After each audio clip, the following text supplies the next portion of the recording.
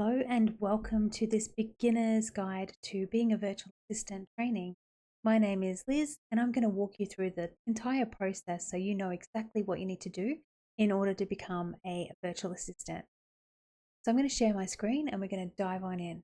So make sure you've printed out your copy or you have your copy visible so we can go through it together. So let's dive into virtual assistant basics. So what does a virtual assistant do? A virtual assistant is someone who works remotely and they provide admin, technical, or creative support to businesses and entrepreneurs.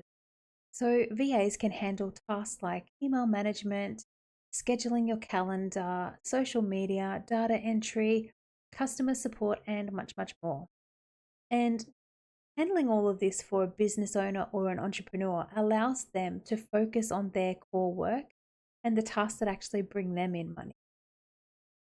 So examples of specialties for virtual assistants would be things like admin support, social media, customer service, design, e-commerce like Etsy support, content creation, community management, technical support, or funnel building. They're just a few examples, but there's many, many more. So what are the benefits of actually being a virtual assistant and working remotely? So there's several advantages that most people find really attractive for being a virtual assistant. And they are flexibility. So flexible in that you can set your own schedule. So if you want to go to the gym in the middle of the day, you can. If you need to go drop kids off in the morning and pick them up in the afternoon, you can. If you're at home and you have young kids, you can work around them. If you have like school events that you need to go to for your kids, you can work around it. So it allows you to accommodate all of your personal commitment. So that flexibility leads into the very next one, which is work-life balance. So remote work allows you to spend more time with your family, pursue your hobbies, and manage your household as well more effectively because you've got more time because you're not traveling each day. There's also a cost saving when working remotely because you're no longer commuting. So you don't have car expenses and petrol expenses. You don't need to buy specific clothes for work. You're not buying meals when you're out. And then there's increased productivity. So many remote workers find that they're much more productive working from home because there's fewer distractions. So instead of people stopping by your desk for a chat all day, you're focused. You're doing the work. You don't have those distractions. So choosing a niche as a virtual assistant helps you to stand out in a competitive market. So when you specialize, you actually position yourself as an expert. So you become an expert in that field, and that makes you more attractive to clients who are looking for your targeted skill set. So a clear niche allows you to tailor your services, refine your skills, and then set higher rates for your work. Because clients are often willing to pay a lot more money for specialized expertise because they're not going to have to take time to train you as much as they would with someone who doesn't have the expertise. So again, that frees up their time. So do I have to niche down is the next question that I hear all the time. No, you do not. But having that specialty area makes you stand out. So if you want to stand out as an expert and get clients, it's easier to choose a niche and be a specialist. So don't get stuck on, but what if I don't like it? Or what if I decide I want to change further down the track? Because you can do that. So just start with something that you like and go from there. Which leads us into how to choose a niche.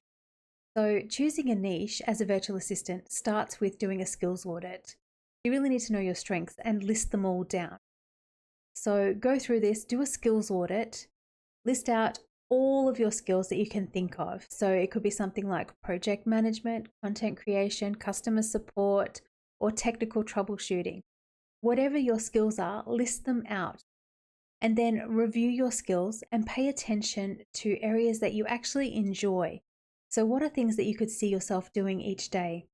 Things that you can't see yourself doing each day, cross out. If you don't want to be doing it every day, cross it off your list. So, and then start with the ones that are left. So start with the ones that you think, oh, I don't mind doing this, or I really enjoy doing this. Start with those, offer those. And if your clients need you to do other tasks, you can always add those on as well. So you're not at any stage locked into just doing a couple of things. So once you have clarity on what you actually enjoy doing and what you could offer, then you can choose a niche that aligns with your abilities, which makes it easier to market yourself and attract clients who need your specific expertise. Now, if you are stuck on what to actually offer, here are 100 VA task ideas. So I've got them in different sections. So you could actually go through and say, okay, this is general admin. What could I offer here? Design and branding. Is there something I could offer here? Go through and actually see what it is that you might be able to pull from this list that you know how to do. And think about, do I enjoy this task? Is it something I would like to offer as a service? So there's a couple of pages there, so you can go through it. So I want you now to sit down with a piece of paper and a pen. Before you continue on, I want you to work out exactly what it is that you could offer.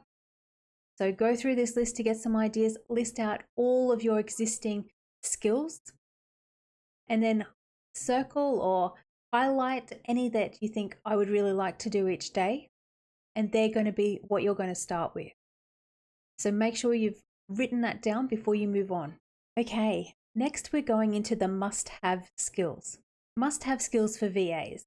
The essential skills for virtual assistants don't necessarily come from years spent in an office. In fact, many of the best VAs bring valuable life skills to their work. Skills like organization, communication, multitasking, and time management.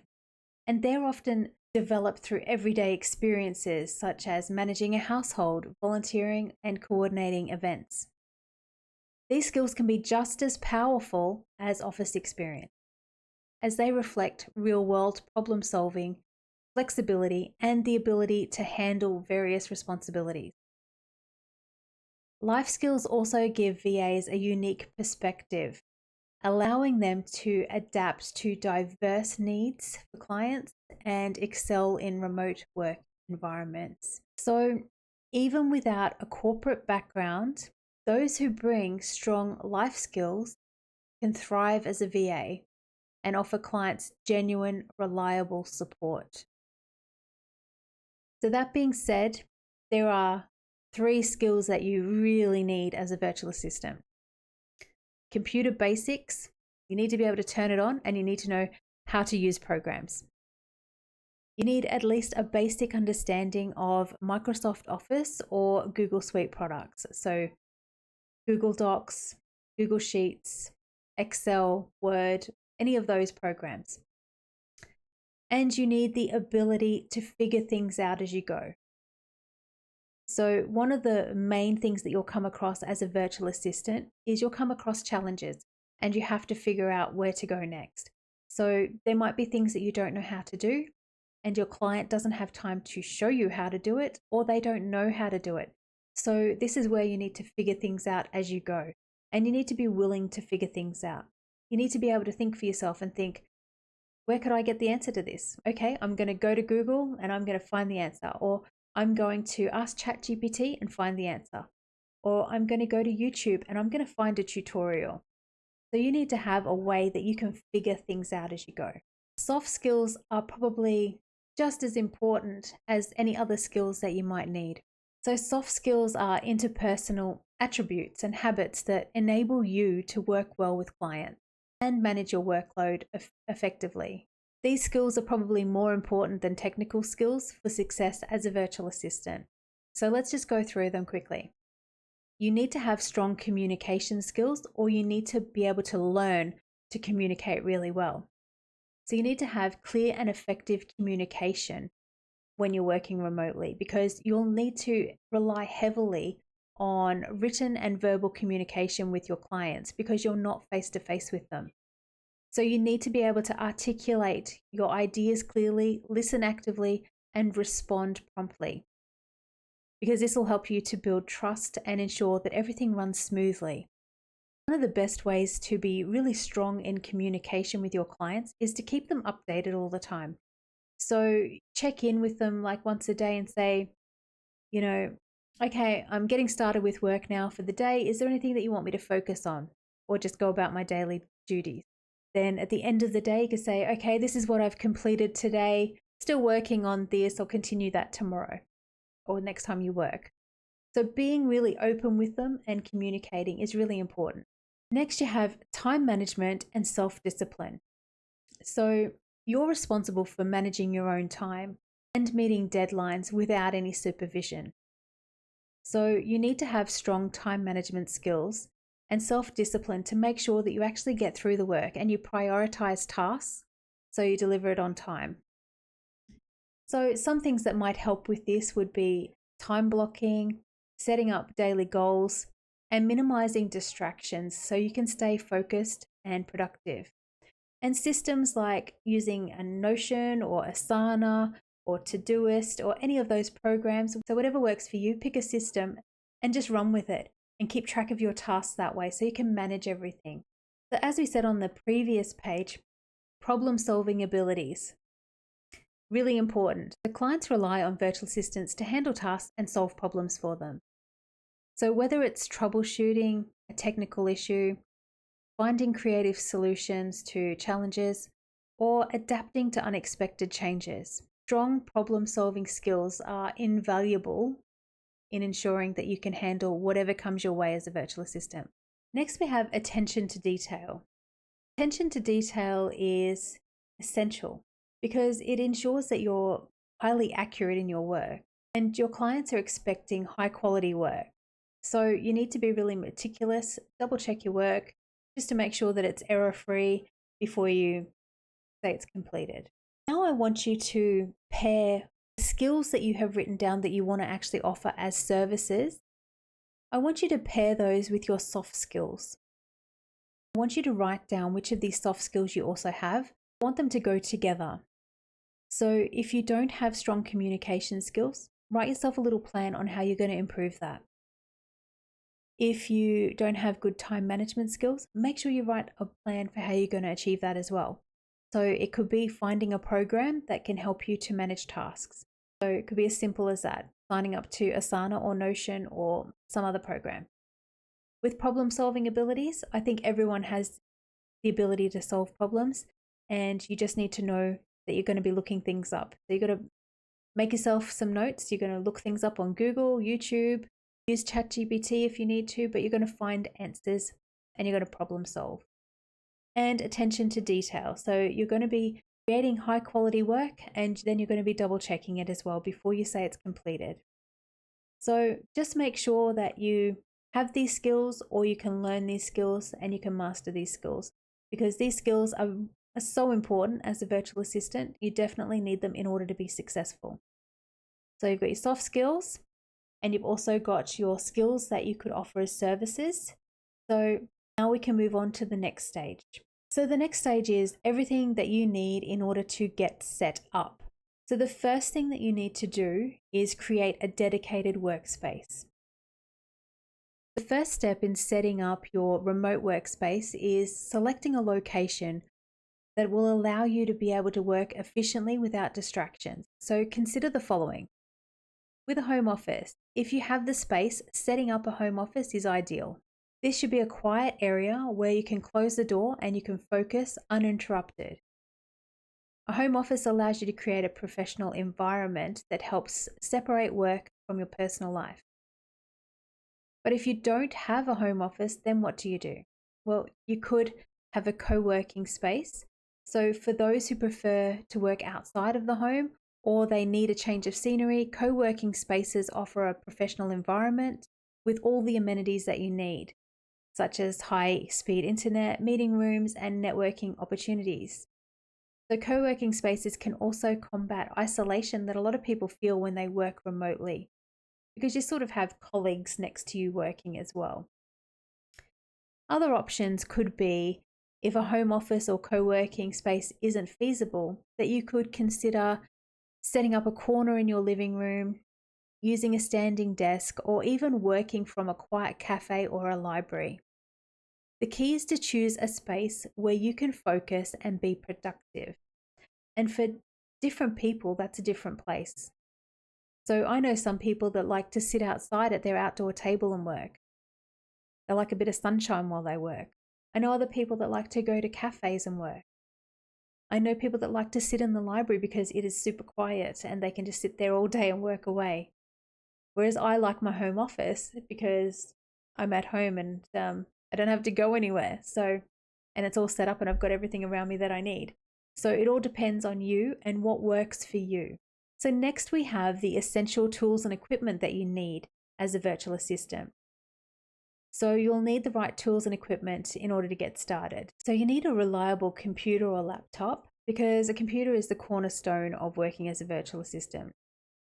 So ensure it's a reliable, up-to-date computer or laptop, and it can handle the software and tasks that you need to perform. Next, you need a high-speed internet connection. So you need a stable and fast internet connection in order to complete your work online. Because you need to be able to upload and download files quickly, participate in video calls without any lag, and access cloud-based tools so everything runs seamlessly. You also need to consider ergonomic furniture, so chairs, desk, etc. So you need to be comfortable. You need to have something that supports your posture because you're going to be sitting at your desk for long periods of time. So you need to make sure it's comfortable and it's good for you. An external monitor. Now that's an optional one, so not compulsory, but having another monitor can help you, especially when multitasking. So I always use 2 screens. I can't live without 2 screens. If I have to work on the laptop on just one screen, it drives me absolutely crazy because I like to multitask and I like to have lots of things on the go at once on my different screens. The other thing that you might need is noise cancelling headphones. So I find them invaluable in minimizing distractions and improving focus, especially if you're in a noisy environment or if you're out in a public environment, especially. So if you go somewhere like the library or a cafe, etc. to work, then that's when you would really need them. So I just have cordless ones, so just like this. So they just go over your ears and hardly hear anything, except for if I play something, then I'm going to hear it. So they can really help you with the quality of your video and audio calls as well. So that ensures clear communication with clients and team members too. So when it comes to creating a productive environment, there's a few things that you could consider to minimize distractions and your ability to focus. So managing noise levels. So control the noise in your environment by using noise cancelling headphones or setting up your workspace in a quiet area. If background noise is unavoidable, consider playing soft music or white noise to help mask the distractions so you can work away and it's not going to bother you. Proper lighting. So good lighting is essential to reduce your eye strain and keep you alert. So natural light is ideal. So if you sit beside a window, that's probably perfect. If you don't, then invest in a good desk lamp or make sure you get a brighter light bulb for your ceiling light. You can also position your monitor to avoid glare, which can cause eye fatigue. Minimizing distractions. So identify and eliminate any potential distractions in your workspace. So this could be turning off notifications on your phone, setting boundaries with family members during work hours, and keeping your desk free from clutter. So I do like a really decluttered desk. I don't like anything on my desk unless it's something that I'm using. So that's definitely me. So yeah, I like to keep it clear. I do like to turn off notifications, not just on my phone, but also on the computer as well, so that things aren't popping up all the time, especially things like Facebook Messenger and things like that. I don't want them popping up, or I don't want emails popping up in the bottom of my screen either, because I find that distracting. So I have set times then that I would go and check those so they're not distracting me while I'm focused on something. So the next thing to consider is keeping the workspace organized. So an organized workspace leads to a clear mind and increased productivity. So use storage solutions if you have things that you need to keep organized. So file organizers if you have to keep paper tidied up, or filed. Regularly declutter your workspace to make sure it stays clean and efficient. Okay, next we're on to marketing yourself as a virtual assistant. So this is all part of the setup. So marketing yourself is key to building a successful booked out virtual assistant business. So whether you're starting out or you're looking to expand your client base, a strong marketing strategy will help you to attract and retain clients. So with that said, you need to create an online presence. So that's your first impression to potential clients. So it's essential to create a professional, polished, engaging online presence that clearly showcases your skills and services. You want to build a professional website or portfolio. So a professional website or portfolio is your digital storefront. It's where you're going to be sending clients. It's where they're going to be learning about your services, view samples of your work, and contact you. So your website should include an About Me section, a detailed section on your services, testimonials from previous clients if you have any, and a portfolio of your work. So make sure the design is clean, easy to navigate, and mobile friendly. And when it comes to your portfolio of work, if you have never worked as a VA before, that's fine. You can make up projects, you can do mock projects and put them in your portfolio as examples of your work. Crafting a compelling LinkedIn profile. LinkedIn is a powerful platform for professionals. So if you're looking to network to find clients, LinkedIn could be a perfect opportunity for you. So really you want to optimize it with a professional headshot, a compelling headline that reflects your services, and a summary that highlights your experience and what makes you unique as a virtual assistant. So use the experience section to detail your previous roles, skills, and accomplishments, and ask for recommendations from past clients or colleagues. Because you can connect with all your previous colleagues, etc., on LinkedIn, and that can actually help you to build your network really quickly as well. Utilizing social media for branding. So Facebook, Instagram, Twitter, etc. So social media platforms like Facebook and Instagram are great for building your brand and reaching potential clients. So you can use these platforms to share tips, showcase your work, and engage with your audience. So consistency is key at growing a following. So you would need to create a content calendar and post regularly. Now, you don't need to post every day. So I see a lot of people and they just feel overwhelmed because they think that they have to post every day. And that is not actually the case. You could post once or twice a week, as long as it's valuable information and you're sharing, your skills and knowledge. That's all you need to do to build a following on there. And then you can participate in conversations, join groups and communities where your target audience hangs out, and start networking that way as well. So when it comes to your VA business, you do have to set it up properly. So this means that you need to pay careful attention to legal and financial matters. So you need to manage these by having a solid foundation in your business to protect your interests and ensure your long-term success. So you need to set up your VA business properly depending on where you are located. So if you are in the US, you would need to work out if it's a sole proprietorship or if it's an LLC. If you're in Australia, you need to register as a sole trader most of the time, but you need to find out the best thing that is right for you. And the easiest way to do that is usually by talking to an accountant. So you also need to understand your tax obligations. And so every country is different for this. But as a self-employed virtual assistant, you're responsible for managing your own taxes. So this can be paying your own income taxes, self-employment taxes, and possibly state and local taxes, depending on where you live. So it's really important to set aside a portion of your income to cover this. So I would highly recommend talking to a tax accountant to make sure that you meet all of these requirements and you know exactly what you need to put aside. You also need to make sure you don't need any special licenses or permits. So it depends on what you are offering, but you would need to check whether or not you need to actually get anything in order to do this wherever you are located. Contracts and agreements. So you need to have contracts and agreements to protect your business and ensure that both you and your clients understand the terms of your working relationship.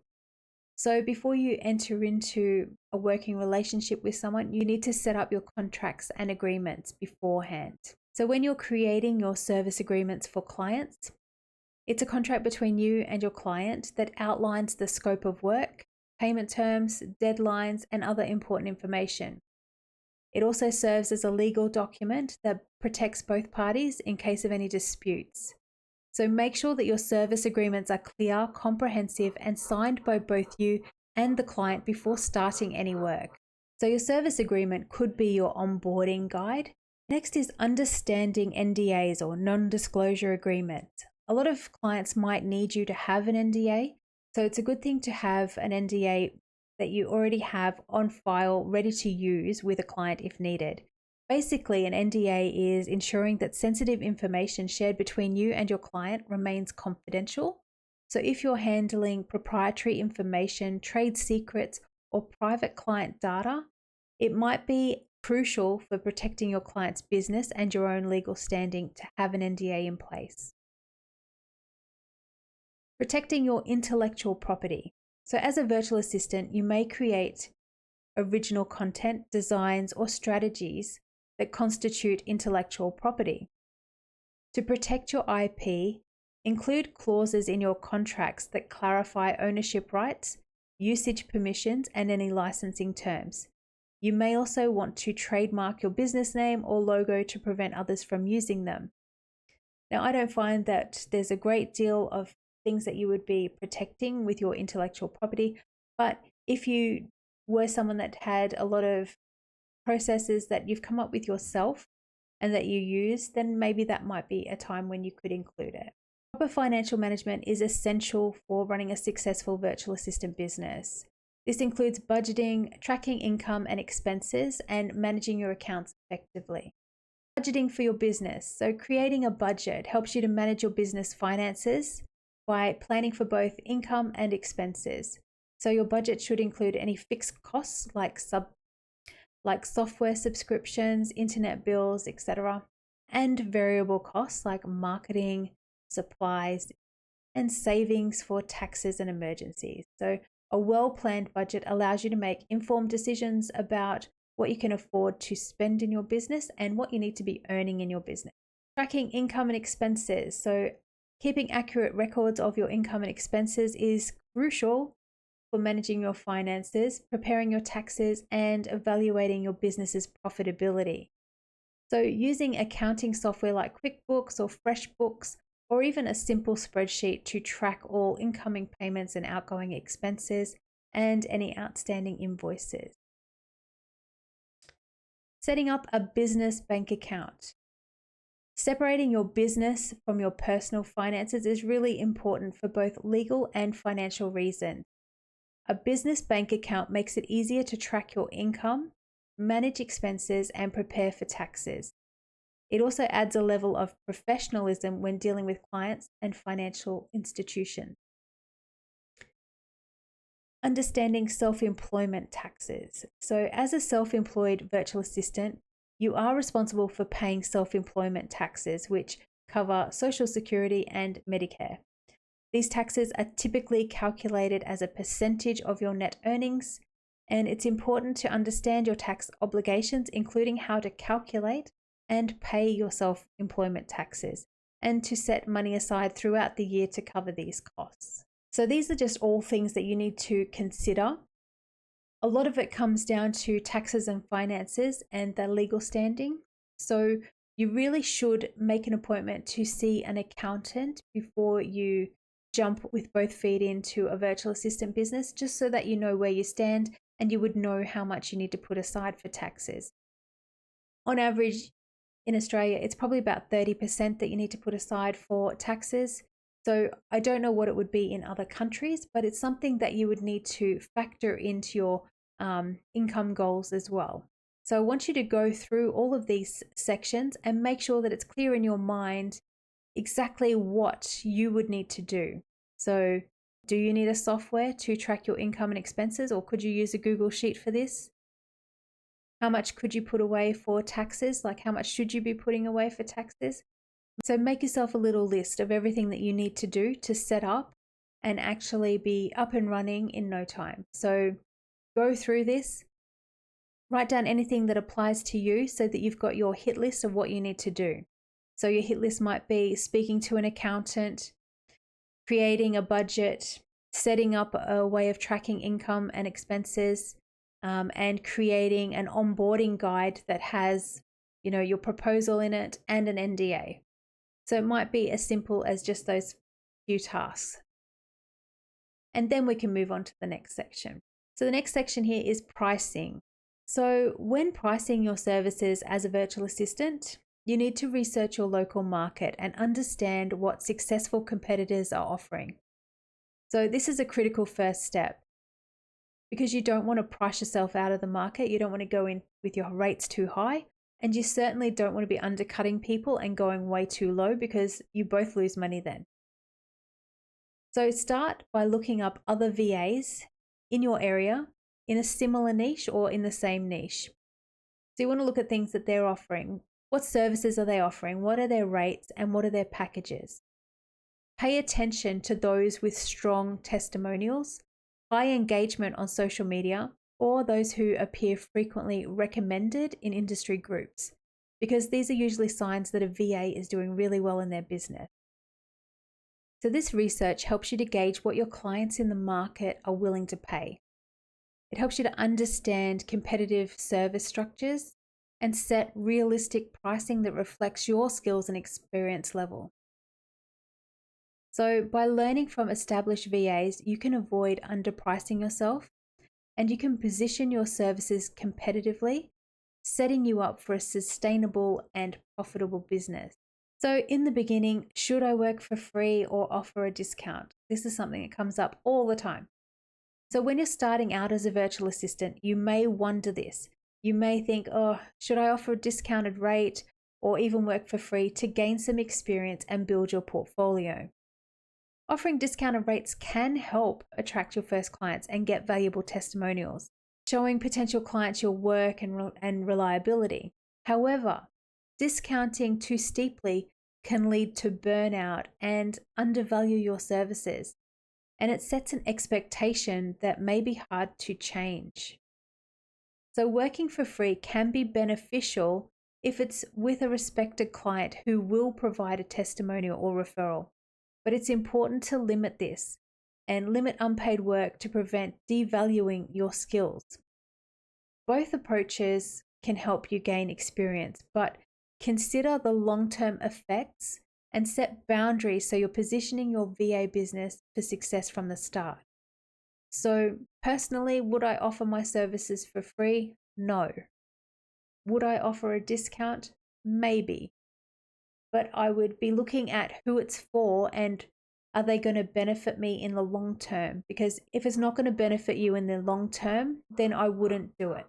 Okay, so defining your pricing. So when you're a VA, there's a few different ways to price yourself. So there's hourly rates, so charging by the hour. This usually works really well for new virtual assistants because it allows flexibility and an easy way to start working with clients without complex pricing structures. So with hourly rates, you're paid for each hour that you work, making it straightforward to track your time and ensure that you're compensated for every task. However, relying solely on hourly rates can sometimes limit your income growth as you only earn when you're actively working. So many VAs start with hourly rates, then transition into more scalable pricing models as they gain experience. Because if you're a fast worker, hourly rates, they don't benefit you. So if you're a fast worker, hourly rates actually aren't great for you and you'd want to work towards packages eventually.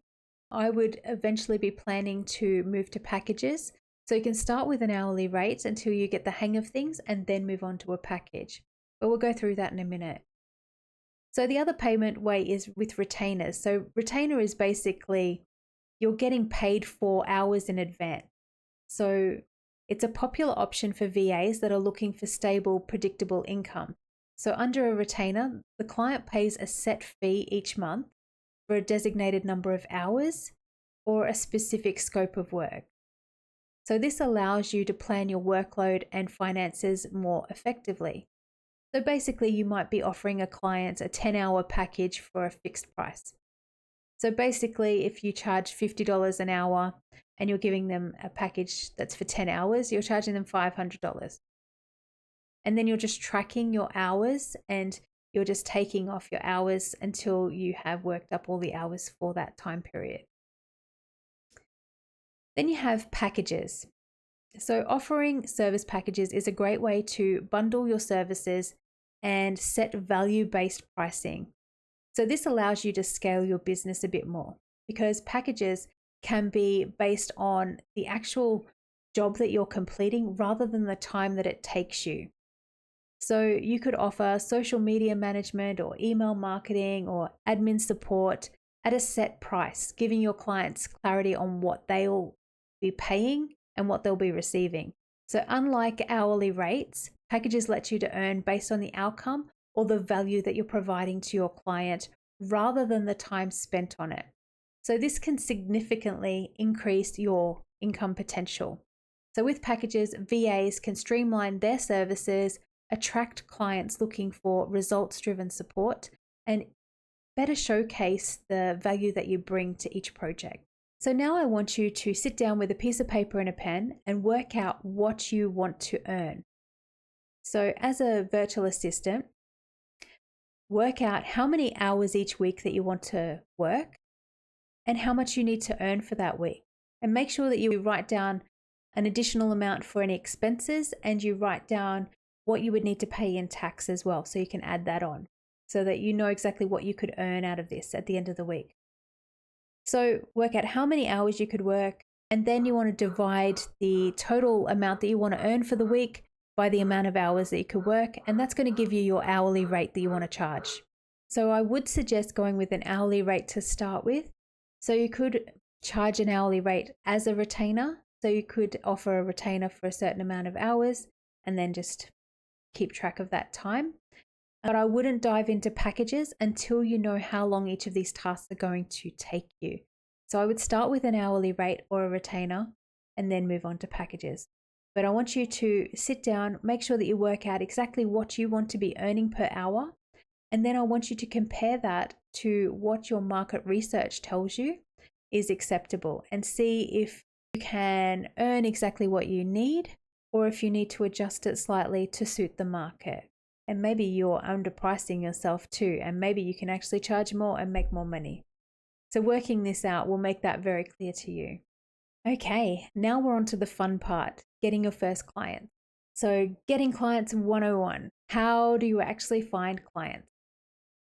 So as a virtual assistant, knowing how you'll attract clients is just as important as the services that you provide. So start identifying where your potential clients spend time. Are they on LinkedIn? Are they in specific Facebook groups? Are they attending virtual industry events, or are they following certain online communities? Once you know where they hang out, you can create a strategy to connect with them. So this might include direct outreach, engaging in discussions, sharing valuable content that positions you as an expert in your niche, or by consistently showing up where they are, you'll become a trusted resource, making it more likely that they'll reach out to you when they need support. So developing a plan with daily activities like networking, posting helpful content, or reaching out to past clients ensures a steady stream of leads, so you're never scrambling to find work. So you need to be consistent with your visibility and outreach to build your reputation and keep your business going and growing. So these are the methods of how you could get clients. So there's lots of different methods, and you need to work out what method best suits you and what you're offering. So there's networking, so you could build connections by attending online events and webinars. Networking helps you to establish trust and keeps you top of mind when others need VA services. Platforms. So platforms are like Upwork and Fiverr, where you could connect with clients who are actively seeking VAs. So a strong profile and positive reviews can really attract more business there. Communities. So engaging in Facebook and LinkedIn groups related to your niche. Providing value and sharing expertise can organically attract client inquiries. Local. Reach out to nearby small businesses and attend local events. So many businesses prefer working with someone local, even for virtual services. Instagram. So you could showcase your expertise and engage with followers through consistent posts. Include a clear call to action in your bio to convert interest into bookings. Skill swaps. So you could exchange your services with other professionals to gain experience and referrals, which helps you to expand your network and build your portfolio. YouTube. You could share short, valuable videos, VA tips and tools. This could build authority and lead viewers to your website or directly to your services. Referrals. So ask satisfied clients to refer you to others and consider offering a referral bonus to encourage them to spread the word. Cold outreach. You could reach out directly via email or LinkedIn, personalizing each message and addressing potential clients' specific needs and showcasing your services. So I want you to get a piece of paper, write down how you're going to get clients. Which one of these methods suits you? Which one suits your personality? If you don't like putting yourself out there, don't pick YouTube. If you want to avoid cold calls, maybe cold outreach is a good one for you, or maybe platforms. If you're a real people person, then networking is probably for you, or communities. So know yourself and know what would suit you best before you decide which way you're going here. So pick one that suits your personality, but also where your clients hang out. So pick one of these methods that suits your personality, but it also suits what you're offering. Okay, essential tools and resources. What tools do you really need to get started? So the tools needed in the beginning, you don't need a ton of tools. So there's no need to rush out and buy expensive software. Many beginner VAs actually find that they need very few tools. So these are the ones that I think you will probably need as a virtual assistant.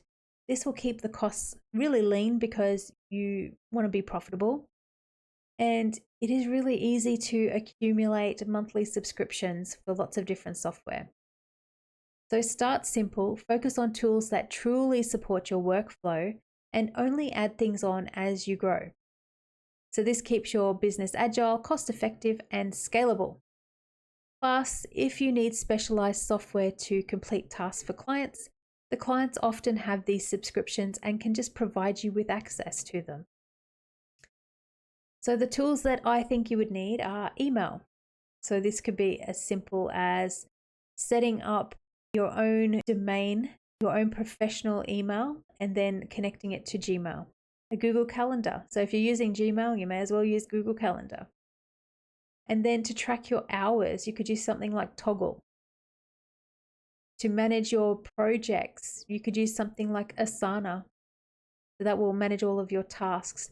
And for organizing calls with clients, so booking discovery calls or having to get on to have conversations like onboarding calls or anything like that with clients, something like Google Meet.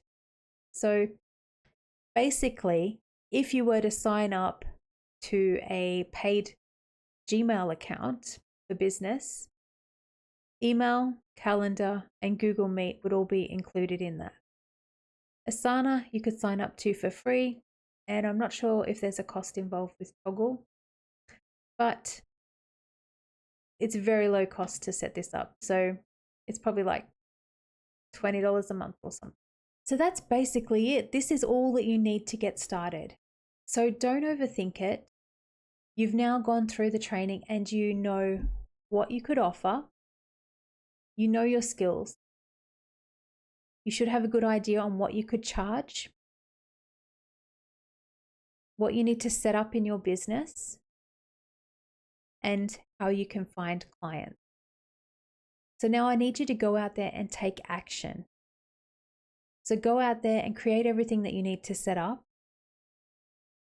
Start reaching out to clients or putting yourself out there online, whatever method it is that you've chosen, but actually get started. Don't just sit on it. Don't think, I want to be a VA and then do nothing with it. I did this many years ago and I didn't get started, and I should have got started a lot earlier. But being an introvert, I didn't want to put myself out there.